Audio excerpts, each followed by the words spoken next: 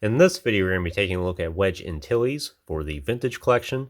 It's an action figure I've been wanting to get featured on the channel for a long time now because I think Wedge is one of the most underrated characters in Star Wars, particularly the original trilogy, because he's the only pilot that actually survived both the Death Star 1 battle and the Death Star 2 battle and walked away to tell the tale. And in some ways, you could say because of his help, that's what allowed for Luke and Lando to be able to fire the shot that ends up destroying the Death Star. So, in some ways, you could say that Wedge is the main hero of the rebellion.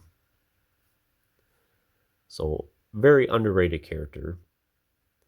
So, he definitely deserves his place in the TVC line. Same with Biggs Darklighter, who we unfortunately do not have at this point. Hopefully Hasbro gets around to correcting that sooner than later.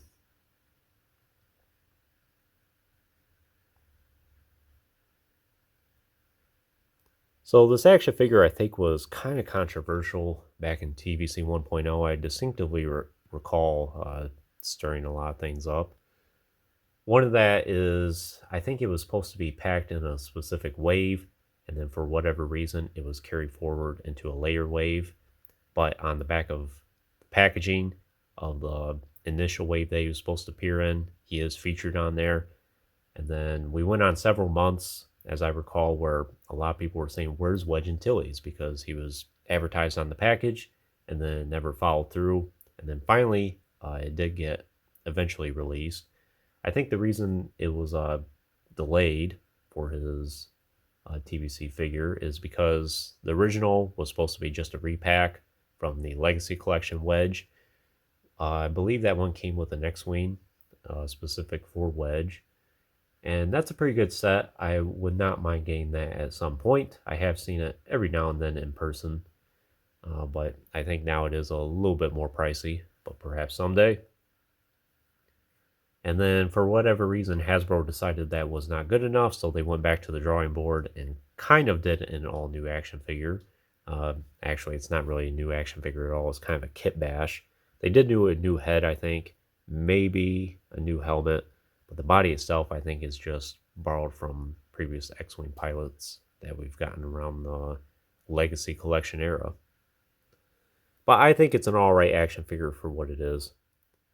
And it's interesting story to tell about Wedge. Probably one of the more elusive ones from TVC 1.0. And I think because of that mix-up, it made him a little more harder to get as well. But I got this action figure, I think in 2017 or 18, loose and complete.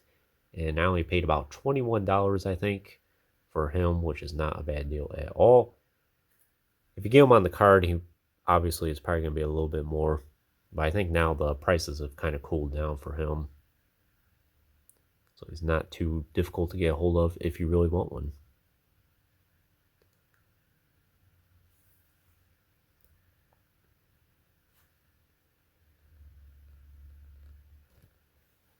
So I think that head sculpt is pretty good. I believe the actor who plays as Wedge is Dennis Lawson, who's also the uncle for Ewan McGregor.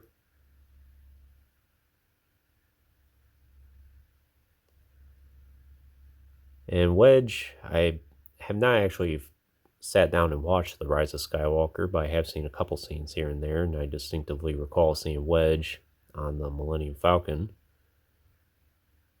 Doesn't get talked about very much.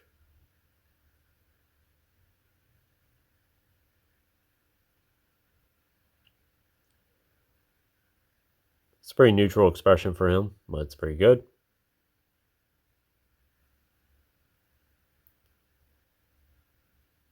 As I said, the rest of the body I think is pretty much just reutilized from X-Wing pilots we've gotten before.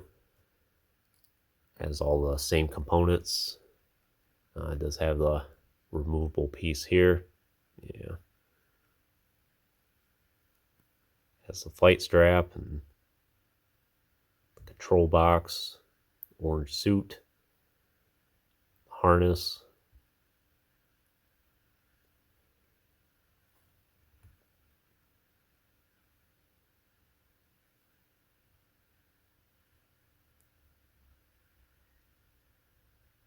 Bandolier right there. least or ammo wrapped around his leg. I think that's what it is.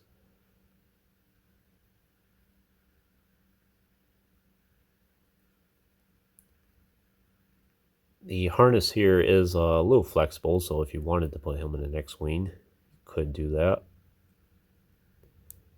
I actually have not tried with the Luke Skywalker X-Wing I have, if he would fit in that, but I might try that at some point. See how that works out.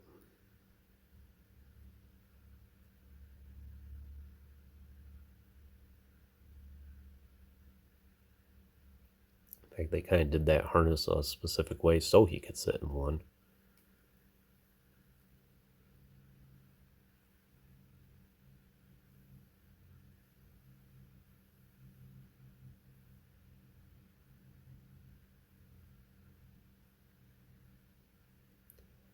Articulation, he is super articulated. Ball joint the head, hinged shoulders, which has a good range of motion.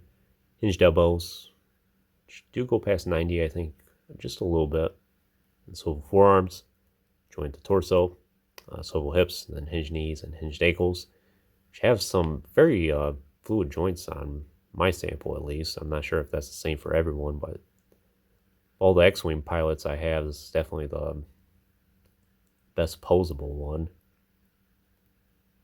Some of them have some very stiff joints on them. In terms of weapons and accessories, pretty basic for him. Does have the Rebel blaster there. Same thing we've gotten with so many of the other action figures before. And then his helmet, which is a unique design. I'm not sure if that's specific to this action figure or if it's just a repack from the previous Wedges. But it looks pretty good. Really like the design there. Does have all these markings all around it. And I think it's not too difficult to put on his head. Let's just see. Yeah, it might be a little more difficult actually.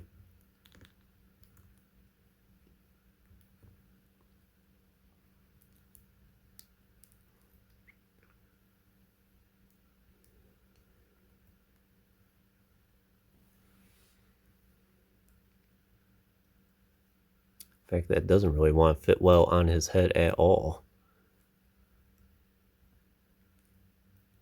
It's probably about the best I can do though.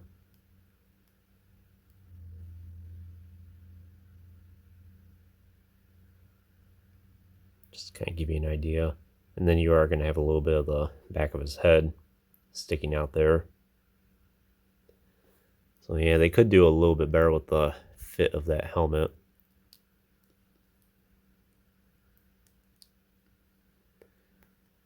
I've had some X-Wing pilots before where it's just impossible to put the helmet on, and then once you actually do put it on his head,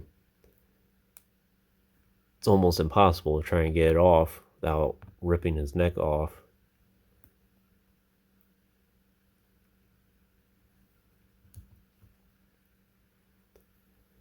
But I rarely have Wedge displayed with his helmet on. Usually I just have him holding it like that. She holds it well in his hand.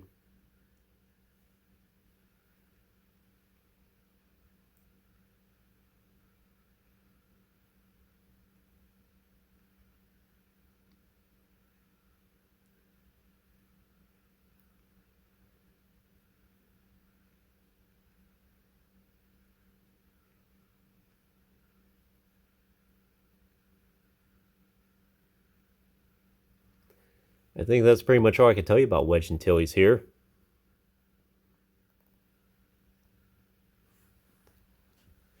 We'll do a couple comparisons here.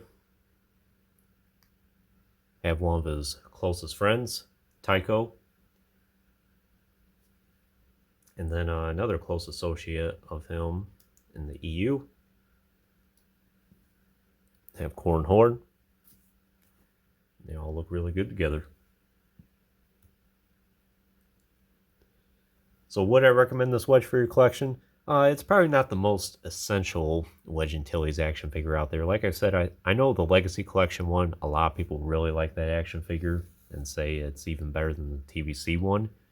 I would have to look at it closer to determine that or see if there's merit to that or not. I'm sure there is, though. And then there's other Wedge Antilles we've gotten before in the past. There's one from the comic pack line I would really like to get, and he comes with the Bothan uh, Boris or Borsk, I think his name was. But I've always wanted to get that set, so it'd be nice to have another Wedge Antilles in my collection. But this action figure is good for what it is. I wouldn't pay an outrageous price for it. If someone's wanting like $50 plus for it, I'd be like, I would shop around somewhere else. But like I said, I only paid about $21 free shipping for this. So I think that's worth it for Wedge. And as I mentioned, I think he's one of the more underrated heroes of the original trilogy. He doesn't get talked about as much as probably should. But it's great that we have some action figures of him, and I'm glad to have one in my collection. Anyways, that concludes this review. I hope you enjoyed it. Stay tuned for plenty more reviews in the future. There'll always be more to come. If you haven't already, please like the video and subscribe to the channel. I always appreciate all your support, and check out some links in the description if you haven't done so already. Of course, as always, thanks for watching.